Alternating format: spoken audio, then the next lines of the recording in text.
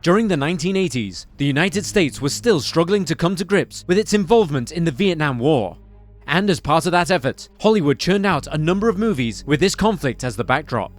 For younger audiences especially, they provided an insight into what their fathers or older siblings may have been experiencing during their tours of duty in the jungles of Southeast Asia. One of the most seminal pieces produced in this period was 1987's Full Metal Jacket, directed by the legendary director Stanley Kubrick. The film demonstrates the process of turning ordinary young men into weapons to be used in war, and how that impacts them when they get to the battlefield. Thus, the movie starts in the US Marine boot camp and then transitions to the battlefield of Vietnam, just as the Tet Offensive gets underway, the main characters fighting in the streets of a city called Hue. For countless young people at the time, this was likely the first time they would have heard of Hue, or been made aware of the battle that was waged there. But for the veterans who fought in its streets in early 1968, its name is as ingrained on their memories as Iwo Jima or Inchon was to the generations that came prior. In this episode, we are going to look at the origins of the battle, chart some of the key events, and discuss its aftermath. This is the story of the Battle of Hue. Welcome to Wars of the World.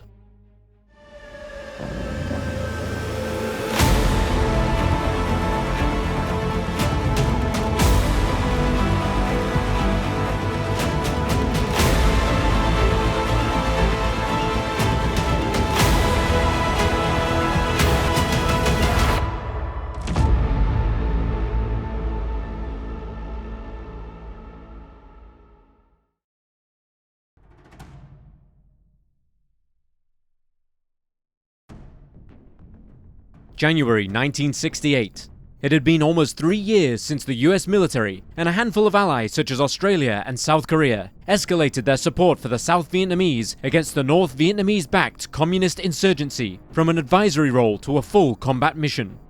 US bombers were continuing to hit targets in North Vietnam in the hope of stemming support to Viet Cong and North Vietnamese troops traveling down the Ho Chi Minh Trail through neighboring Laos and Cambodia and into South Vietnam under the banner of Operation Rolling Thunder. On the ground, meanwhile, US and Allied troops found themselves fighting an area war against a ruthless and ingenious enemy, using the countryside for cover so effectively that often it was unclear exactly where the front lines were. US strategy at this time was preoccupied with defeating the communist forces in battle, without waging an all-out military campaign against the North, which might even include an invasion, which had happened over a decade earlier on the Korean peninsula.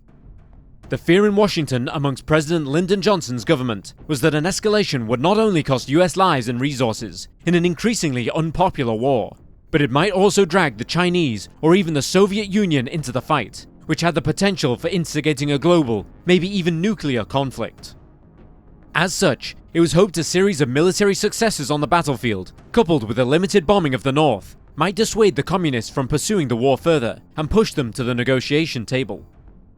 However, Rolling Thunder was heavily criticized as a wasteful endeavor, often avoiding strikes on key enemy infrastructure, which would have had a major impact in the South. This was due to the targets being chosen by the White House, who went to lengths to avoid unintentionally killing Soviet advisors who were often stationed at the key locations. At the same time, the nature of combat in the South meant that there was little to show for even successful US-led operations, with the communists often disappearing just when they had arrived in force, and choosing instead to lay ambushes and conduct hit-and-run raids, knowing that to fight it out with the Americans and their heavy firepower would simply be suicidal. Yet despite these criticisms of the conduct of war thus far, in January 1968, Johnson remained resolute in maintaining these policies, encouraged by a series of runaway successes the year before. Johnson and his senior commander in Vietnam, General William Westmoreland, believed that with growing US strength in the region, through simple attrition, the communists would be forced to the peace table, if not by 1968, then certainly by 1970. However, the situation in South Vietnam was viewed very differently by North Vietnamese leader Ho Chi Minh and his government in Hanoi. They saw the South as ripe for a general uprising against the recently elected government of Win Van Lock and his US supporters, given the political unrest that had plagued the country during the previous decade. They thus conducted a plan to launch a major offensive in the South that would simultaneously kill many Americans, leading to calls for US withdrawal back in America, while at the same time to inspire this uprising, leading to a defeat of Van Lock's government and the creation of a unified, communist Vietnam. As the communists planned for their massive offensive, They came to realize that in order to be successful, they would have to move quickly, and surprise would be key. They therefore decided to adopt a policy of deception, instigating first a diplomatic effort which seemed aimed to halt the bombing of North Vietnam, much to Johnson's delight, for it reinforced their belief that Rolling Thunder was succeeding. As part of this effort, the idea of a ceasefire for the Vietnamese New Year known as Tet was floated and then agreed upon, with the US and the South Vietnamese government being blissfully unaware that they were being deceived, despite receiving intelligence of a large movement of both men and supplies along the Ho Chi Minh Trail. As such, thousands of South Vietnamese troops were allowed to leave their units and return home to celebrate, significantly weakening the South's defensive posture. Then, on April 30th, 1968, all hell broke loose.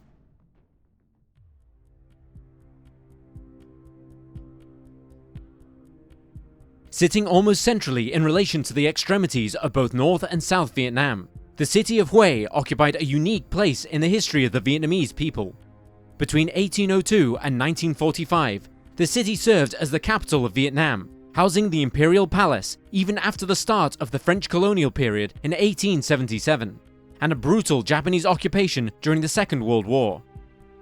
All that changed with the abdication of Emperor Bao Dai in 1945, following the conflicts for independence and ideologies that resulted following the return of the French. As Vietnam fractured and the French were finally forced to withdraw for good, new capitals in Hanoi for the north and Saigon in the south replaced Hue's political position. But the city, now firmly in South Vietnam, with its stately tree-lined boulevards, Buddhist temples, National University, and ornate imperial palace within a massive walled city known as the Citadel, remained a hub of Vietnamese cultural, historical, and religious significance. By 1968, Hue was the third largest city in South Vietnam, with a population of around 140,000 people. Positioned astride National Highway 1, one of the principal land supply routes to Allied troops in the region, it was also situated approximately 50 miles south of the demilitarized zone that separated the two Vietnams, and yet both sides had shown reluctance to engage in combat operations within its vicinity. And as such, even before the Vietnamese holiday period, the city was lightly defended by comparison to other major cities. Defending the city in January 1968 was the 1st Army of the Republic of Vietnam, or ARVIN Division, under the command of Brigadier General No Quang Trong, whose headquarters were situated in the Mang Ca compound of the Citadel. The Citadel was itself an imposing fortress, covering 3 square miles with a labyrinth of readily defensible positions, protected by an outer wall 30 foot high and up to 90 feet thick. Many parts of the wall featured numerous bunkers and tunnels built by the Japanese army during their occupation, while at the south end of the Citadel lay another enclave, the Imperial Palace compound, a square-shaped complex encased within a 20-foot high wall that measured 800 yards per side. Approximately 37,000 of the city's population lived north of the Perfume River within the Citadel, while the remainder lived south of the river in the more modern sector.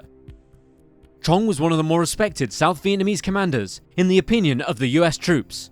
However, he was blighted, like so many of his compatriots in January 1968, by over half his division being granted leave for the Tet festivities, and most of those who remained were guarding the vital highway. The main force he retained inside the city was the famed Hak Bao, or Black Panther Reconnaissance Company, comprised of well-trained and highly motivated volunteers who worked alongside the National Police to maintain order and security. The only US military presence in Hue in January 1968 was the Military Assistance Command Vietnam, or MACV compound, located just south of the Win Hoang Bridge on the eastern edge of the modern sector. The compound housed around 200 US Army and Marine Corps troops, as well as a number of troops from the Australian Army, who served as advisors to Chong's division.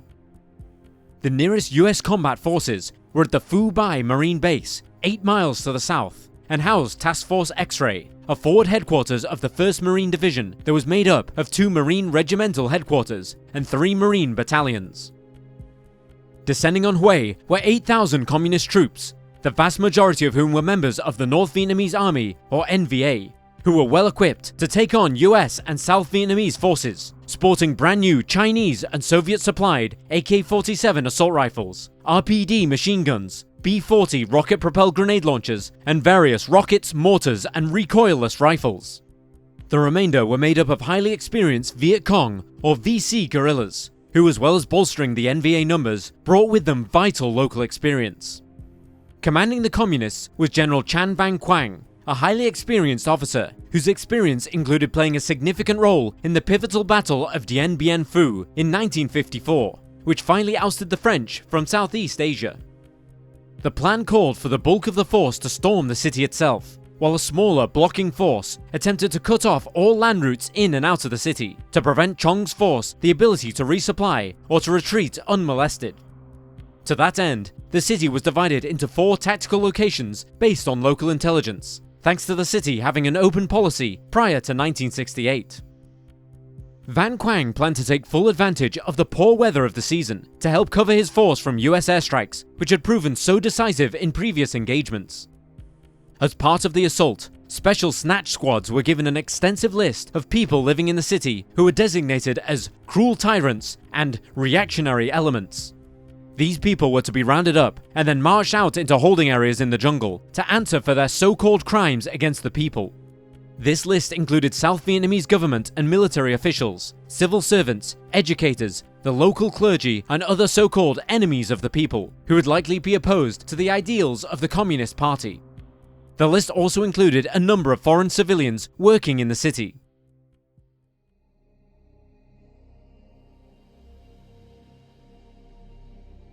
The Tet Offensive would see some of the bloodiest fighting of the entire conflict for the future of Vietnam, and would also see some of the communists' boldest moves, including attacking the US Embassy itself in Saigon.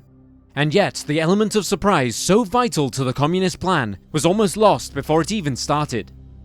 US military intelligence had detected a buildup of forces in the days leading up to the Tet holiday, but they presumed they would not be committed until after the agreed ceasefire had ended. However, it would be the communists themselves who nearly tipped off the forces defending the South. A simple yet overlooked factor was that North and South Vietnam used very different calendars, and as a consequence, some communist units attacked ahead of the schedule. In Hue, Chong, like so many commanders, was surprised by the news that the ceasefire was being broken. But given how little fighting had been taking place in the city, he wasn't overly concerned, and instead focused on protecting the vital highway, while the Black Panthers took up defensive positions around the Tai Loc airstrip. He was unaware of the danger already within his city, as hundreds of Viet Cong troops walked the streets, disguised as revelers enjoying the festivities as they took up their positions. At 03:40 hours on January 31st, Chong's held belief that Hue would be spared was smashed into pieces as the city was hit by rocket and mortar fire. At the same time, 4 NVA troops, disguised as members of Chong's division, approached the western gate to the Citadel, and after killing the unsuspecting guards, opened them up for waves of the NVA's 6th Regiment to swarm into the ancient sector of the city. Both Chong and the Black Panthers soon found their respective positions surrounded, and recognizing this precarious position, he ordered his elite troops to withdraw from the airfield to his headquarters, where they could combine their defensive effort in the face of a numerically superior enemy. It was a running firefight all the way, but eventually they made it. Although this meant that by dawn, Chong's headquarters was the only part of the Citadel not under the communist flag, which now flapped proudly over the ancient city. On the southern side of the Perfume River, things were little better. The MAC-V compound was hit hard, and many of the defenders found themselves clamoring for any weapon they could use to repel the communist troops. Intense defensive fire and poor cohesion amongst the attacking force meant that by dawn, the compound was still alive and kicking, forcing Quang to order his troops to consolidate their position and lay siege to the defenders. Elsewhere, the Marines at Phu Bai had troubles of their own, and had only a fleeting idea of what was happening at Hue as communications were disrupted. What was known was that river traffic into the city had stopped, following the destruction of a ramp built for marine landing craft. Chong made contact with some of his troops outside of the occupied citadel, and ordered them to enter the old sector and fight their way to the headquarters. These troops included armored cavalry, and despite heavy combat, they successfully fought their way into the compound by mid-afternoon, but at a cost of 40 killed and over twice that wounded. Chong and the US troops fighting for their lives in Hue were dealt a further blow when they were informed that restrictions had been placed on artillery and air power concerning the city. This was due to the historical significance placed upon the Citadel. This despite the fact that NVA and Viet Cong troops were using every weapon they had available, regardless of the damage inflicted on the ancient statues and buildings. At Phu Bai, The US Marines prepared to send a relief force to fight their way to the MACV compound, but intelligence was so patchy that it was presumed that only a small communist force had surrounded it. Therefore, just a single company of Marines, Company A, 1st Battalion, 1st Marines, were loaded into trucks and sent down Highway 1. They were joined by 4 M48 tanks, but as they crossed the bridge on the Phu Cam Canal, just short of their objective, they came under heavy fire. It was obvious now that enemy strength was significant, and a second relief force was dispatched with additional tanks to first assist Company A and then together continue the advance on the MACV compound. Successful, they arrived at the compound at 15:15 hours, but with 10 Marines killed and 30 wounded. The objective now was to relieve Chong. Under the command of Lieutenant Colonel Marcus Gravel, the relief force, now comprising members of the MACV team and the South Vietnamese Army, moved to cross the Vinh Hoang Bridge, with the M48s remaining on the southern bank to provide fire support. Crossing the bridge proved deadly, despite the support from the tanks, as the Marines faced a hail of gunfire. Despite a small force making it across, Gravel realized the enormity of the task and ordered his outnumbered men to retreat back across the bridge.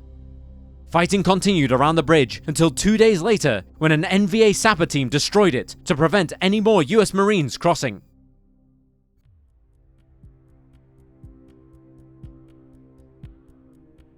By the next morning, it was becoming apparent that this was not going to be a brief battle that had hitherto been the norm, as the communists inside the Citadel prepared their positions while continuing to lay siege to Chong and his men.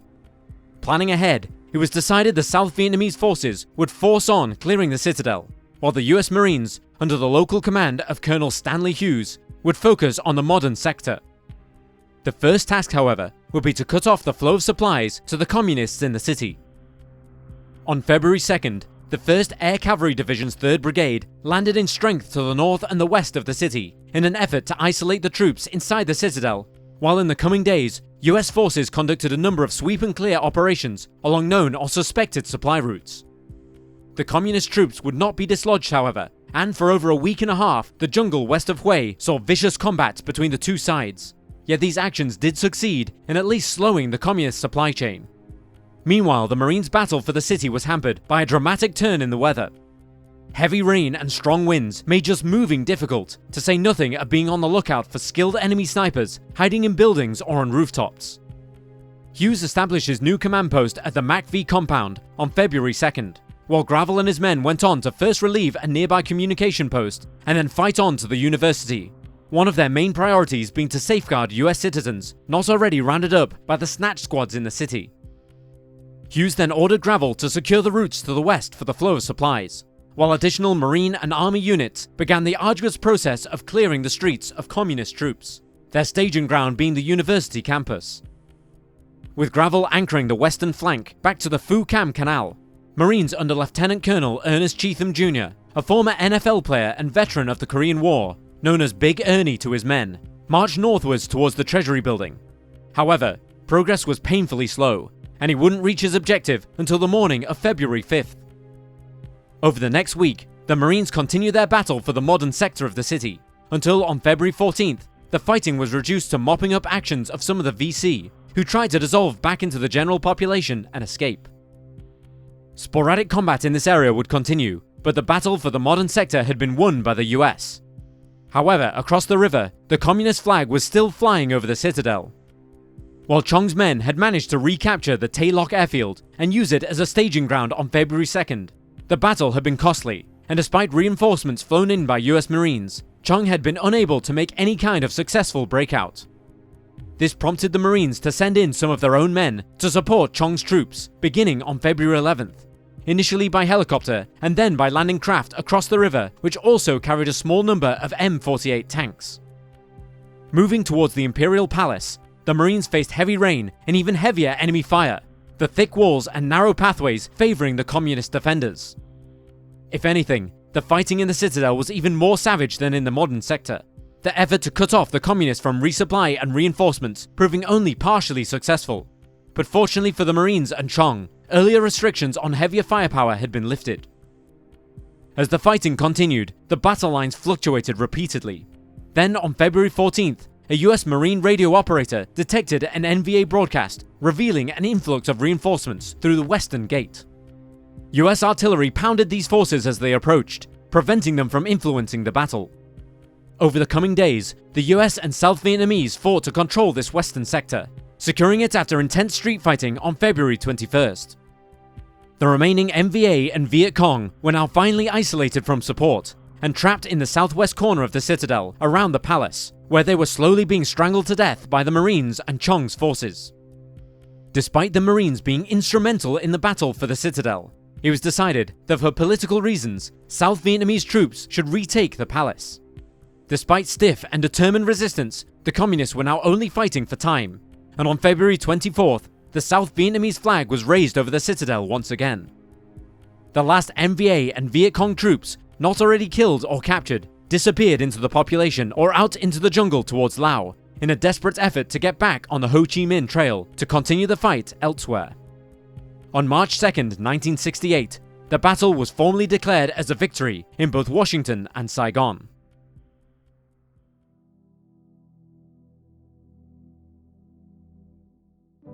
The Battle for Hue at that point was the longest single infantry battle of the Vietnam conflict.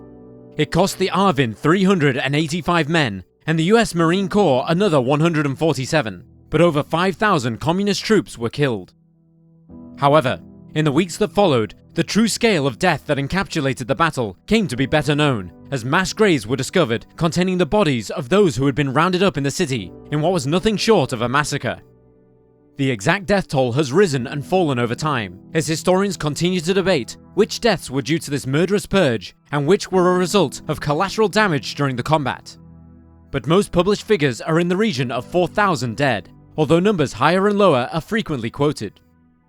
Reports from witnesses describe communist troops undertaking an orgy of murder and violence, which was not limited to the names on their list, as entire families were butchered altogether. The Tet Offensive continued on after Hue, and would provide the backdrop for some of the most brutal fighting of the war in Vietnam. Ultimately, US forces would gain the upper hand, and the expected uprising in the south never took place, forcing the fighting to go on. However, in an ironic twist, despite its strategic failure, the communist offensive accelerated calls in the US for troops to be withdrawn. The following year, US troops in Vietnam began to be drawn down as President Richard Nixon adopted a policy of Vietnamization of the war, which aimed to build up the South Vietnamese army to such an extent that they could adequately take over all combat operations themselves.